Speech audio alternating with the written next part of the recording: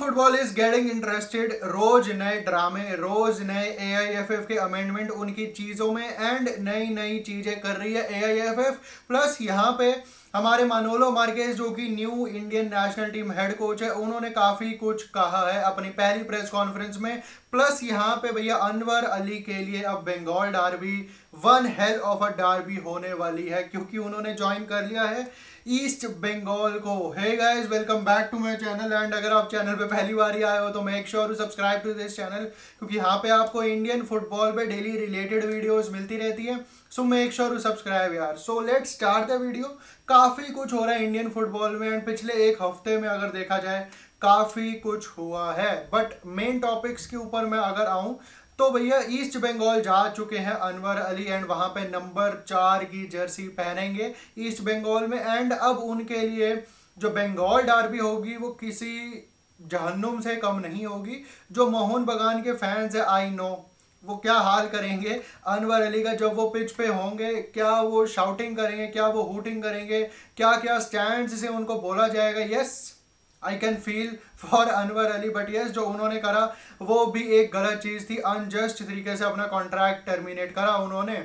But yes, अब वो east Bengal जा चुके हैं एंड ईस्ट बंगाल अपना एएफसी का प्रिलिमिनरी राउंड खेलेगी क्वालिफिकेशन के लिए, जिसको हम ACL2 भी कहते हैं, AFC कप भी कहा जाता है जिसको। उसके प्रिलिमिनरी राउंड में वो टर्कमेनिस्तान के कल एक क्लब को खेलेंगे। अगर वो जीत गए तो वो आगे चले जाएंगे AFC कप में। अगर वो हार गए, शाम को 7 बजे मैच है एल्टीन क्लब के अगेंस्ट ईस्ट बंगाल का। तो देखने वाली बात यह है कि जो हमारे इंडिया का एक क्लब जा रहा है AFC कप में, क्या वो वहां पे पहुंच भी पाएगा कि नहीं पहुंच पाएगा। क्योंकि अगर ईस्ट बंगाल कल का मैच हार जाती है तो भैया फिर टाटा बाय बाय हो जाएगी उनकी एशियन फुटबॉल से। बट यस, अनवर अली के लिए बंगाल डार्बी किसी जहन्नुम से कम नहीं होगी। बट यहाँ पे AIFF देखा जाए तो इंडियन फुटबॉल की बेहतरी के लिए धीरे धीरे काम कर रही है। एंड उन्होंने एक जो मेजर चेंज करा है कल की मीटिंग में आई लीग के क्लब ओनर्स के साथ मिलकर, I am very much impressed with that. उन्होंने इंट्रोड्यूस करा है अंडर 20 इंडियन नेशनल टीम को आई लीग में। यस, जो पहले काफी लोग देखते हैं इंडियन फुटबॉल, उनको पता होगा पहले भी एक इंडियन एरोज नाम की टीम होती थी, जो कि हमारे प्लेयर्स की एक टीम होती थी अंडर 20 लेवल की, जो कि आई लीग में खेलते थे, जिनको मेन लीग में ISL में इतना गेम टाइम नहीं मिल पाता है। इसीलिए उनको अब फिर से इंडियन एरोज तो उसके बाद 2-3 सीजन के बाद डिसबैंड हो गई थी, डिसमेंटल कर दिया गया था उनको। बट यहाँ पे फिर से री इंट्रोड्यूस करा जा रहा है इंडियन नेशनल टीम के जो अंडर 20 के प्लेयर्स हैं उनको आई लीग में डाला जाएगा, ताकि उनको पूरा साल रेगुलर गेम टाइम मिले, रेगुलर फिक्सचर्स मिले, उनको प्रॉपर एक रिदम में रहे वो। एंड रंजन चौधरी भी इसके साथ सहमत है काफी ज्यादा। बट यस, इसका पूरा जो खर्चा उठाएगी वो AIFF उठाएगी। आई लीग में उनको इंटीग्रेट करना, उनके जो लॉजिस्टिक्स इश्यूज होंगे, उनके स्पॉन्सरशिप्स देखना, एंड उस टीम का जो नाम होगा हमारी इंडियन नेशनल टीम अंडर 20 की, वो भी अभी डिस्क्लोज होगा आने वाले दिनों में। बट यस, एक काफी अच्छा कदम है ये, क्योंकि अमूमन यही होता है जो हमारे अंडर 17, अंडर 18, अंडर 19 के प्लेयर्स होते हैं, वो ISL में बेंच वार्मिंग का काम करते हैं। बेंच वार्म करने के अलावा उनको ना तो गेम टाइम मिला जाता है, ना ही उनको वो फिजिकल फिटनेस उनकी रहती है, क्योंकि वो खेलते ही नहीं है अपने अपने ISL क्लब्स से। बट यहाँ पे अगर अंडर 20 नेशनल टीम हमारी इंटीग्रेट हो गई आई लीग में तो काफी अच्छा गेम टाइम भी मिलेगा एंड आप फिटनेस भी अपनी बरकरार रख पाओगे, कंपेटिटिव आप फिक्सचर्स खेल पाओगे। अभी मैं बता दूं, हमारी इंडिया की under 20 national team Saif championship भी खेलेगी अंडर 20 का, एंड उसके बाद फिर अंडर 20 एशियन कप क्वालिफायर्स भी खेलेगी, जहां पे हमको ईरान और लाओस जैसी कंट्रीज को खेलना है अंडर 20 लेवल पे। तो काफी एक ये अच्छा काम कर रही है। अगर देखा जाए तो AIFF वापस शुरू कर रही है उस चीज को जो उन्होंने बंद कर दिया था इंडियन एरोज के रूप में। बट यहाँ पे मानोलो मार्केज मिलने गए थे कल गोवा में ही हमारी अंडर 20 की नेशनल टीम को, कैंप में गए थे उनके, वहां पे मिले वो एक प्लेयर से। रंजन चौधरी जो हमारे कोच है उनसे मिले, काफी अच्छी बातचीत हुई उनकी। एंड यस, उन्होंने यही कहा है कि मैं देखना चाहता हूँ यहाँ से कम 5-6 लड़के अंडर 20 से निकल के मेरी नेशनल टीम में आए, सीनियर नेशनल टीम में।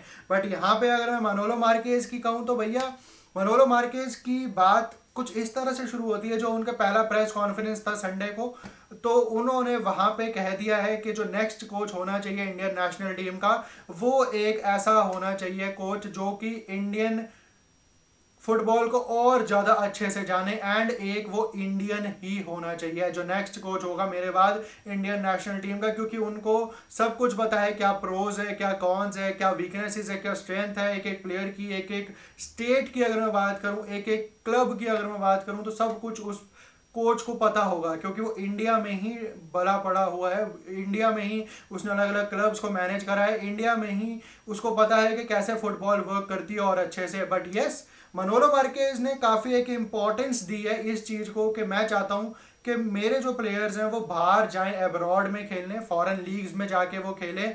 यस, मैं समझ सकता हूँ कि क्यों वो आईएसएल में खेलते हैं, बट उनकी डेवलपमेंट के लिए फॉरेन लीग्स में जाना बहुत ज़्यादा ज़रूरी है, वरना हमारी नेशनल टीम के जो प्लेयर्स हैं वो जब एशिया की बड़ी टीम्स के अगेंस्ट खेलेंगे तो वो क्रम्बल डाउन हो जाएंगे, क्योंकि उनको इतना हेल्दी कंपटीशन नहीं मिलता है अपने क्लब्स में। बट यस, उन्होंने ये भी कहा है अपनी पहली प्रेस कॉन्फ्रेंस में कि हमारा जो मेन एम है वो है पॉट 1 में आना for the AFC Asian cup क्वालिफायर्स, जिसके लिए उनको 6 से 7 मैचेस मिलेंगे अक्रॉस 3 फीफा इंटरनेशनल विंडोज।